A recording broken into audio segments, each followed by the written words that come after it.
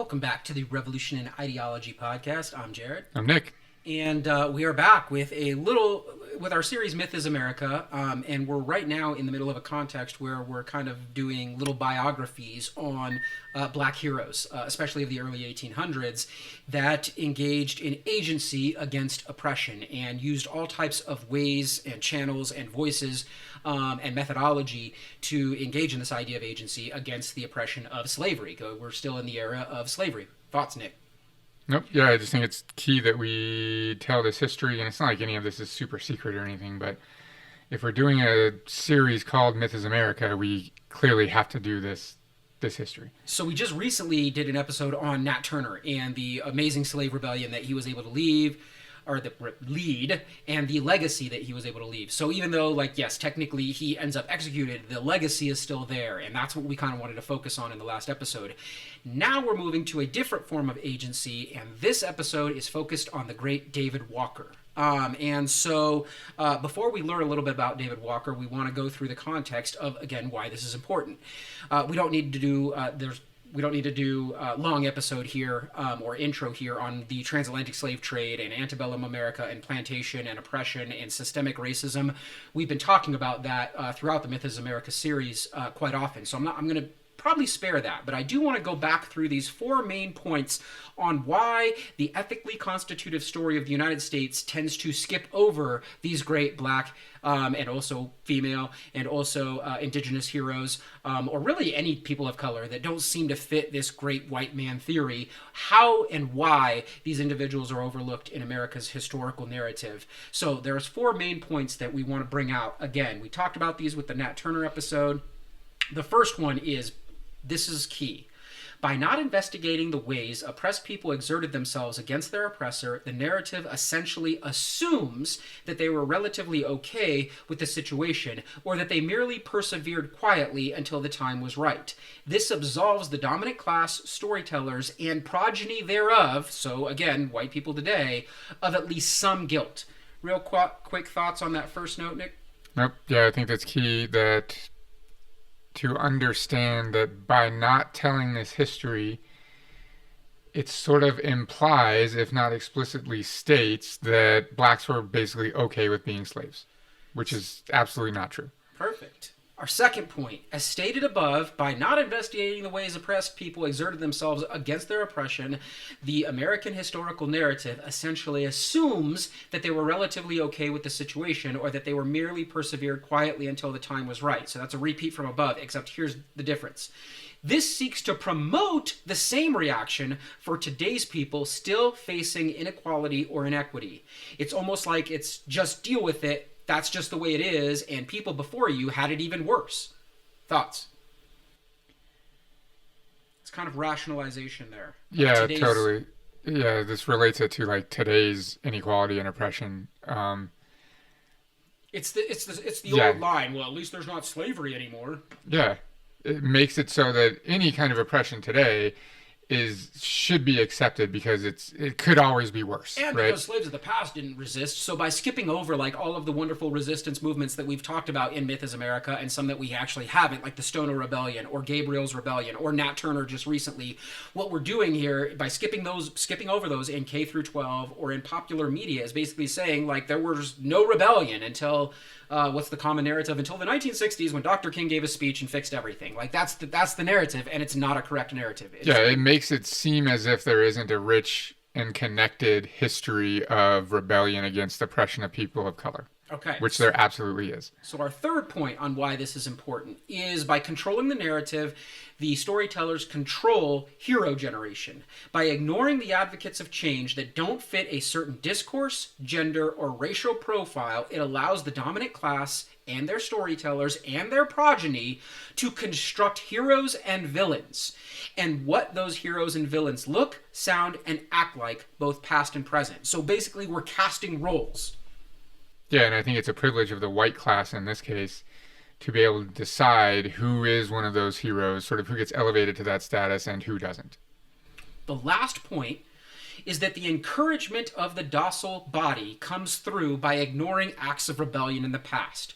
So, modern learners that live in imperfect worlds, we all do, all of us actually have some sort of bone or two to pick with society and want to know how to make positive change in our society. But by only telling the stories of the ways that agents of change used their agency in ways that are easily controlled or manipulated by the state, i.e., quote unquote, like nonviolence or merely giving speeches or whatever, those types of things. By only talking about those and not more aggressive or outside the box thinking regarding how to make change, what they're doing is they're seeking to control modern agents of change. I didn't say that one as clearly as I did in the last episode, but I think listeners pick up on it. Nick, you want to clear it up for me? Yeah, by creating a historical narrative and even a modern sort of story that the only types of rebellion were, let's say, nonviolent, peaceful, etc., passive, that it creates this sort of sentiment that those are the only acceptable ways to resist against oppressive situations. And that serves the state because that's really easy to control. Right. In Michel Foucault's words, right, in his words verbatim, that these new individuals may be subjected, used, transformed, and improved. And of course that comes from discipline and punish. Yep. So again, that's what we were hoping to elicit here is these four main points. That we need, of course, to challenge the historical narrative for the oppressor. We need to challenge the historical narrative for the oppressed. We need new heroes to teach our youngest people about, a new demographic, to see them as heroes. And of course, the encouragement of looking at all possibilities to make change, not just the state-sanctioned versions of which we tend to fall victim to. All right, so let's talk about what agency is. It is the capacity, condition, or state of acting or exerting power. And again, we talked about this with Nat Turner. We've talked about this with even Abigail Adams. We've talked about this with Tecumseh. This idea of exerting power and how that agency can be transferred from the state or the oppressor to those that are oppressed.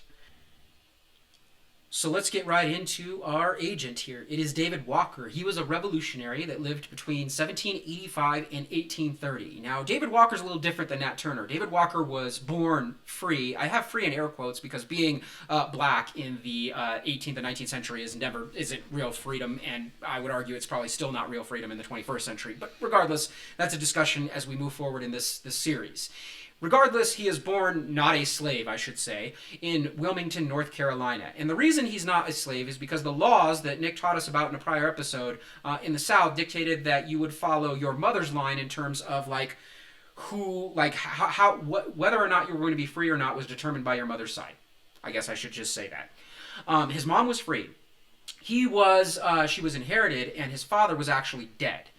Though free is clearly like a subjective term here, we must understand that even growing up, David Walker felt an intense empathy with all of the slaves around him, of which, of course, he's in North Carolina, so there are countless slaves around him.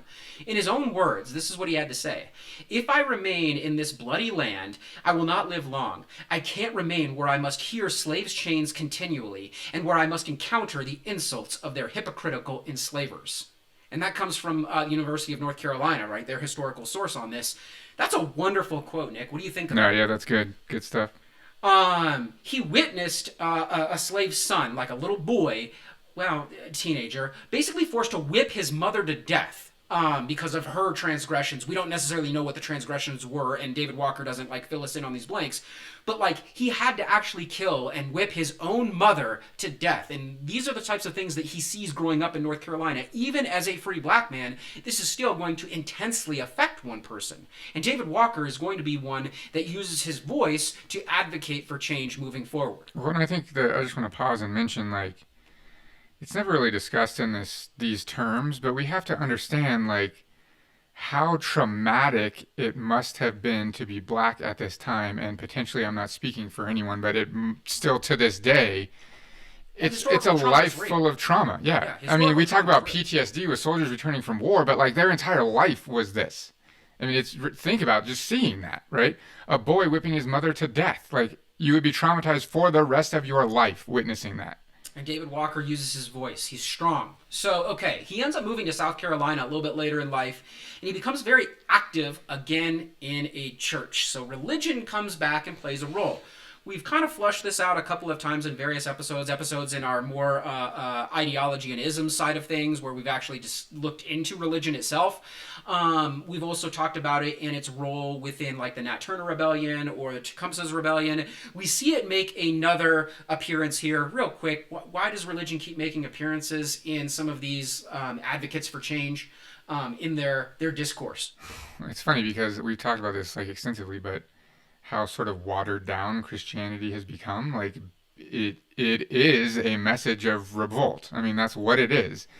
And I mean, we have liberation theology, etc., but that's by far not the majority of Christians don't think in those types of terms.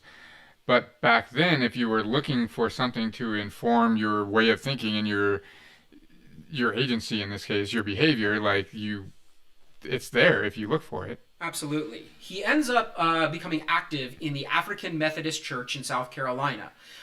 He also went back and forth to a northern city, so saw a little bit more quote-unquote freedom there in Philadelphia, and hung out with some of the affiliated churches in Philadelphia and their church members who were using, in this case, certain biblical verses to advocate for revolt. And if you go through there, you can find in the Bible things that justify slavery, but you can also find things that justify slave revolts. And there are numerous examples from Moses to Daniel, etc. So anyway, we're going to keep moving. But it does speak to this idea that some of these ancient documents, not even ancient documents, even the Constitution itself, like you can cherry pick different parts depending on what side of the story you're trying to rationalize or justify. And that's one of the problems we see with like historical cherry picking of these famous documents, whether we're talking about constitutions or Bibles or Qurans or whatever. Like the cherry picking is part of it. I don't see that as a problem here with David Walker, because I do agree with Nick that if you look really if you read between the lines of especially the New Testament, it is a story of revolution. So the fact that most followers or practitioners of this religion to this day have now become more like the Romans than they have of JC himself, that speaks to how ethically constitutive stories can be narrowed by the state and manipulated by the state and hijacked by the state. Anyway, he ends up ultimately in Boston, Massachusetts in 1825. He ends up getting married there, has a couple of kids, or has some kids, ends up opening a clothing store. His wife, Emily, we think is also an escaped slave herself, so already someone that has exerted her own agency by using what we call exit. She left Southern slavery, or perhaps even Northern slavery, and basically liberated herself. And by now, Massachusetts as a state has actually already abolished slavery on its own through like judicial decrees and stuff. Like that's already happened. So I guess credit Massachusetts, although we've crapped on them in other episodes. But regardless, his rise to prominence takes place in Beantown in Boston. He helped runaway slaves in Boston find refuge. He also fed the poor and needy. He ends up joining the Prince Hall Freemasonry Association, which existed specifically to fight discriminatory treatment of blacks. So even though like places like Massachusetts and New York had slowly but surely abolished slavery by the early 1800s, there is still racism. Like you can't legislate attitude. And so discrimination still took place in the North, and to this day still takes place in what we consider the free North in New York City or Philadelphia or Detroit or wherever. Any thoughts as we kind of continue with this David Walker? No, I think there's so much bio? we could unpack there, but yeah, just a simple statement of like it's impossible to legislate away oppression. It doesn't happen. Yeah, it's more. It can make certain things power. illegal, but it can't change the way that people think.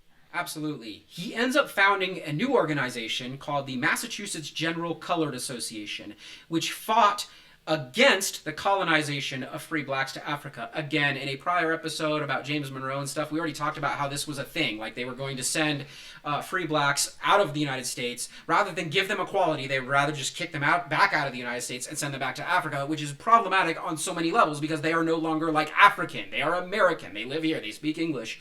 They have these common practices. But the goal wasn't just it wasn't just racist and removing black people.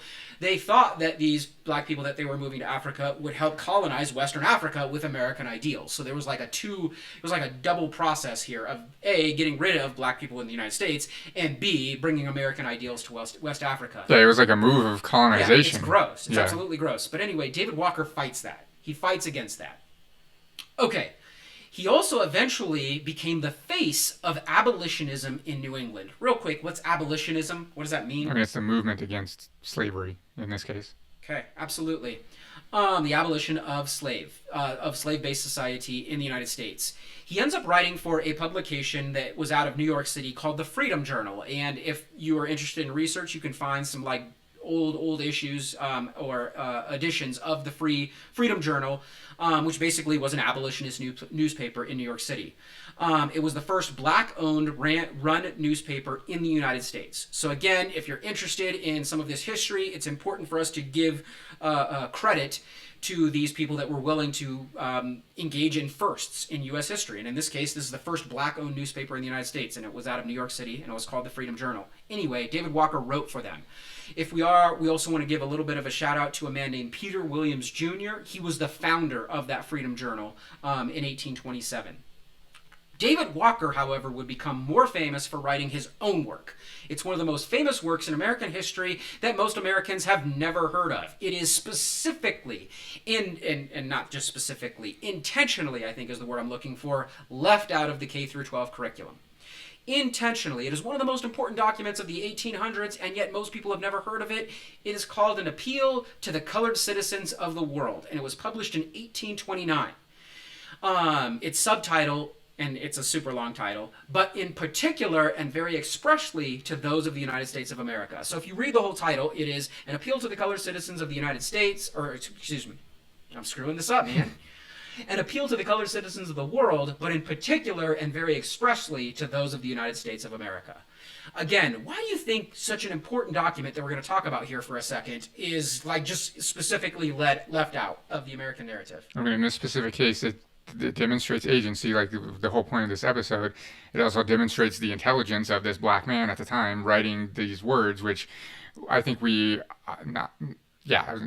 at the time this was happening, it still probably happens to this day, right? People were intentionally leaving out works by blacks because they were still bought into this narrative that they were savages and they were uncivilized and they couldn't possibly think, and etc. This is advocacy for freedom. So Americans to this day get all lathered up over like Patrick Henry speeches about give me liberty or give me death, and yet here we see something so much better, so much better than anything Sam Adams or a Patrick Henry or any of these other jacks could publish, and yet most people have never heard of it. Yep. Wildly important. Anyway, An Appeal to the Colored Citizens of the World came out in 1829. There were 4 articles inside this appeal. The first one, and these are the titles of them, Our Wretchedness in Consequence of Slavery. The second article is called Our Wretchedness in Consequence of Ignorance. The third one is called Our Wretchedness in Consequence of the Preachers of the Religion of Jesus Christ. And our fourth article is called Our Wretchedness in Consequence of the Colonizing Plan. So clearly David Walker has 4 points in this appeal to the colored citizens of the world. The first is to challenge slavery. The second is to challenge ignorance. The third is to reframe the ethically constitutive story of Christianity. And the fourth is to challenge the colonization plan. He goes on to challenge, like I said, slavery, racism, colonization, inequality in the free North, and most importantly, hypocrisy, American hypocrisy. And I love that. Mm-hmm. What did he advocate for? So he's not just challenging the story, he was also an advocate. He advocated for full-blown resistance at all levels.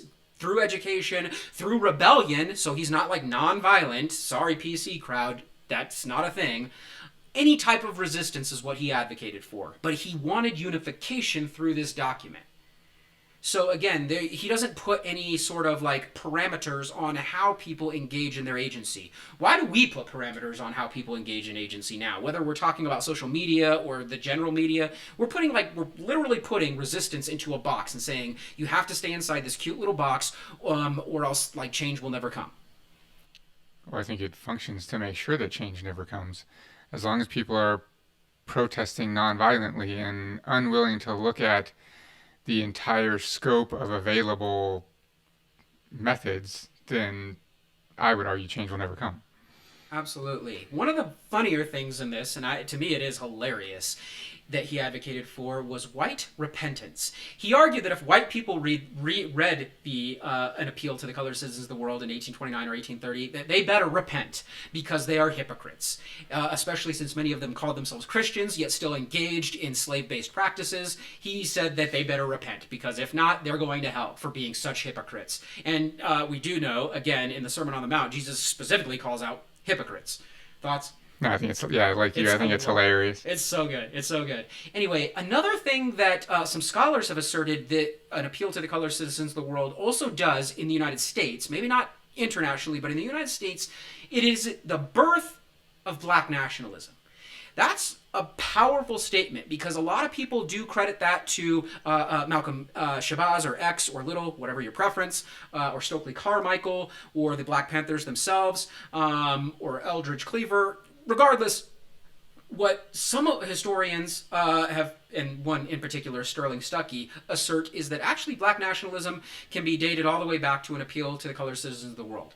Any thoughts on that? That's kind of it's a strong historical assertion, but it also shows the power and import of this document that I was talking about earlier and how this thing is just like ignored. It also points to the fact that, like we've talked about a little bit, the basic like knowledge of the black agency is like civil rights, right? Like, oh, like in the 50s, blacks got mad and then there was a movement. Like, that's completely outrageous. Like, most of these things have a history of hundreds of years of blacks taking agency against slavery. Yeah, the civil rights movement is not a 1950s, 60s, and 70s movement, at least not in our classrooms. The civil rights movement began in the 1400s.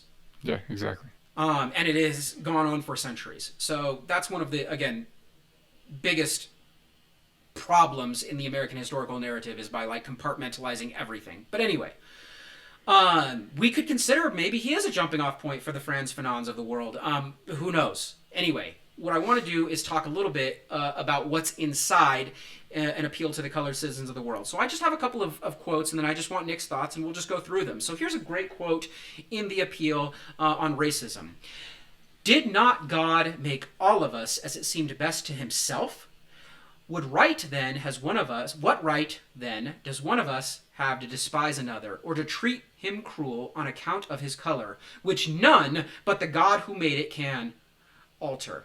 Can there be a greater absurdity in nature, and particularly in a free Republican country? What's David Walker saying here? It's power. He says only God himself has the power to basically decide what the color of a man's skin is. So how dare we as humans use that as some tool of oppression to divide us and so on. Judge. Like, this idea that how you were born somehow makes you better or worse than others is clearly, like, again, based on the ethically constitutive narratives that date back, at this point, like, millennia for various reasons, like, you know, whatever, ancient societies did this with class stratification, patriarchy, etc. But for a modern audience, this is what I want people to think about. Like, no one, when they're being flown into their mother's womb by the stork or through their father, or whatever you really believe, whatever cute story, but birds and bees and whatever, not a single person can choose how they're born or where they're born. Not a single person can choose that.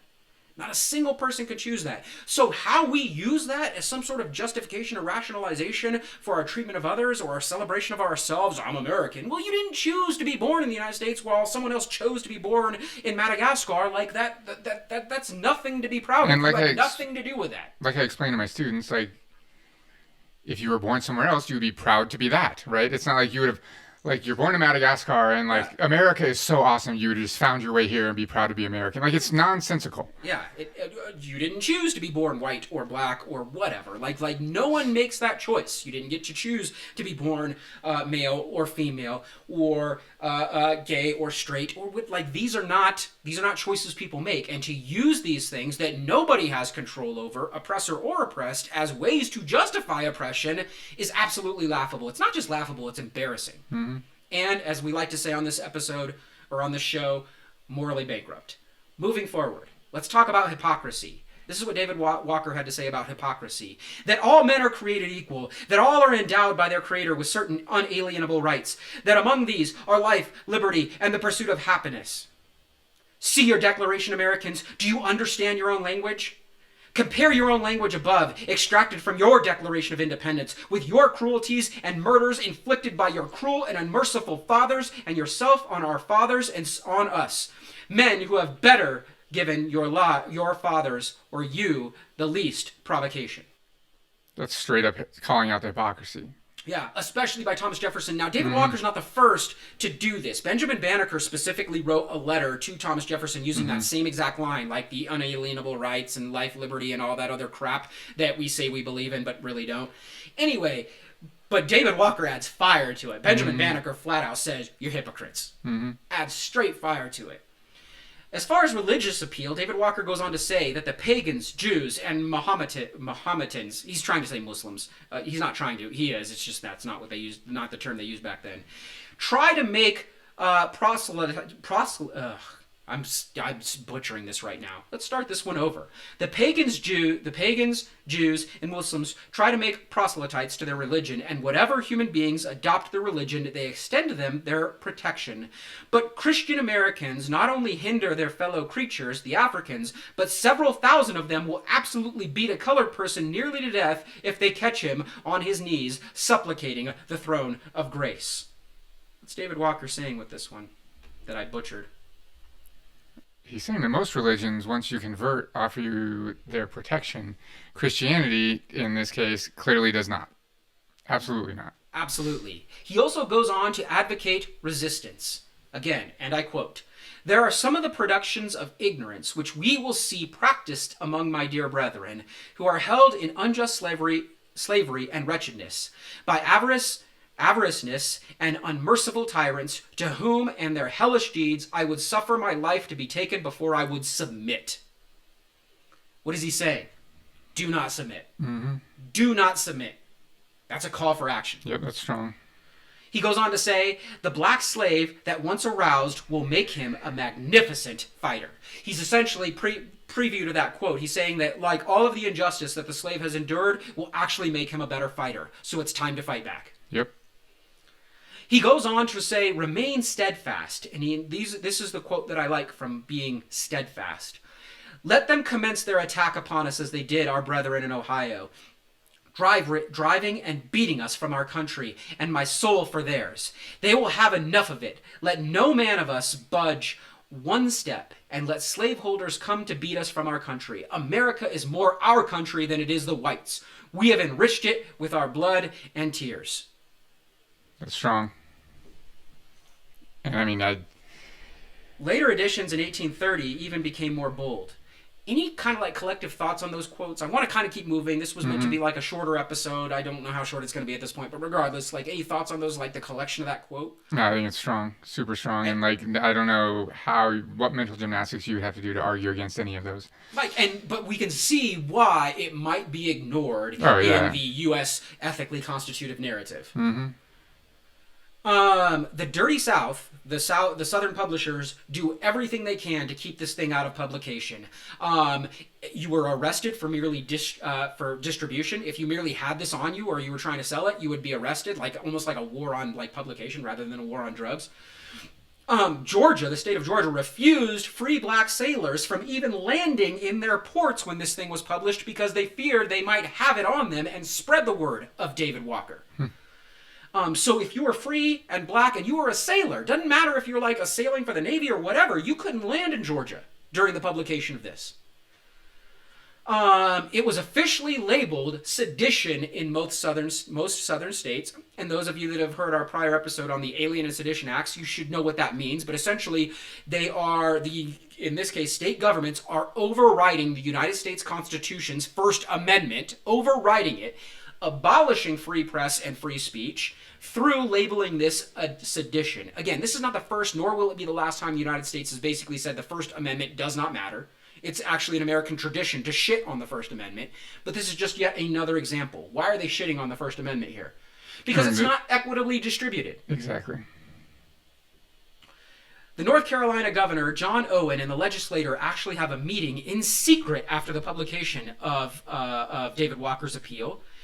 And during this secret meeting, they enact the most repressive measures ever passed in that state to control slaves and free blacks. Georgia even put $10,000 on Walker's head alive and 1,000 dead. So again, for merely writing his thoughts on paper in the United States of America, a black man was put, like a bounty was put on his head. In the United States. And now we're seeing why this is glossed over Freedom, in right? history. Freedom Yeah, and liberty, equality, that's all a thing? Yeah. Yep. Okay. The immediate influence of an appeal to the colored citizens of the world, perhaps it was, in a prior episode we talked about Nat Turner's Rebellion. If you're doing the math here, technically Nat Turner's Rebellion happens after David Walker's appeal by about a year. Could it be William Lloyd Garrison's Liberator, which is a more famous abolitionist publication that I'm hoping some listeners have heard of? Well, William Lloyd Garrison is not the first to publish abolitionist work. It's David Walker. It's Williams, who we already talked about, with the Freedom Journal. Perhaps William Lloyd Garrison saw the efficacy of these publications and decided to create the Liberator. Anyway, there's immediate influence of David Walker here. He ends up dead in 1830. Now, most historical sources say that he died so early on from tuberculosis, but there are some conspiracy theories out there that he was poisoned. I'm not huge on entertaining a lot of conspiracy theories, but I mean, it's not outside, I suppose, the realm of possibility. I'm not necessarily willing to take a stand, as I've not done enough deep research into this poisoning accusation, but it is out there, just so our listeners are aware. As far as David Walker's legacy, just like we did with Nat Turner, just like we did with Tecumseh, what are your thoughts on the legacy of an appeal to the colored citizens of the world and this amazing revolutionary mind, David Walker? It's another example of someone that, at least through their words, was willing to fight for equality by any means necessary, and straight up called out white people for being hypocrites, white Americans specifically for being hypocrites, which I think is so key. Which we think about. We read Letter from Birmingham Jail, which does the same thing. And then this is in no way to discredit Dr. King, but I'm just saying he's not what I am saying is it's not the first. Mm-hmm. We see this legacy with Marcus Garvey even before Dr. King and the Harlem Renaissance. And oh my gosh, there is a long legacy of using argumentation, academics, pop culture, all of these different ways to basically spread a new narrative. And David Walker is one of the most important steps in that legacy, or individuals in that legacy. And it is an absolute crime that he is not celebrated at the same level of some of these others. He is left out of the American historical narrative, and it makes this American historical narrative an embarrassment. Well, and I also think it functions to serve the state by fragmenting this history so that when people talk about the struggle for equality for blacks, it starts 50 years ago rather than 500 years ago, which is what it should be, very clearly. Absolutely. That's David Walker in a nutshell.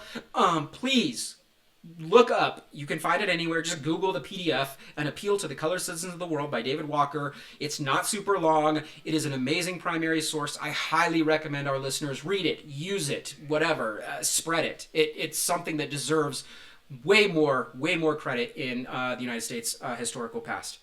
Take us home. Find us online, revolutionideology.com. You can subscribe to our podcast there, or just search Revolution and Ideology Podcast on any of your podcasting apps.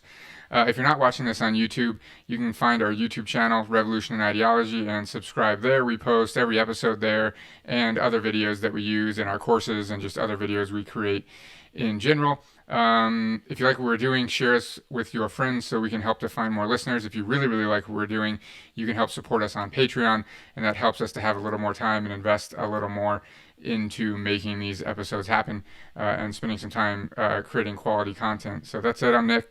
I'm Jared. Later.